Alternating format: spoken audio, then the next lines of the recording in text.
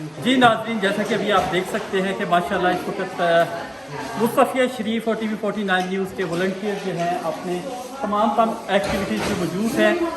खाना पैक हो रहा है, जो कुक फूड है। इसके अलावा आप देख सकते हैं यहाँ पे फ्रेश जो थी फ्रूट, वेजिटेबल और दूसरी खाने की अशिया जो हैं उनको तैयार किया गया और वहाँ पे बाकायदा जो है ना बैग बना कर तकसीम किया जा रहा है। तो आप सबसे भी यही दरख्वास्त करूँगा कि आप जहाँ जहाँ पे भी हैं, अगर आप हमारी चैरिटी का, हमारे टीवी का हिस्सा बनना चाहते हैं एज ए वॉलंटियर या एज ए पार्टिसिपेट करना चाहते हैं इसके अंदर, तो प्लीज़ आगे अपना कदम बढ़ाएं। आपका ये अच्छा काम कल को आपके लिए ही अच्छा साबित हो सकता है। मैं उन तमाम लोगों का भी बहुत शुक्रिया अदा करूँगा जो कि हमें स्पॉन्सर कर रहे हैं और इस नए काम में बढ़ चढ़ कर हिस्सा ले रहे हैं। मियां अमीर Ali, TV 49 news, Manchester, UK।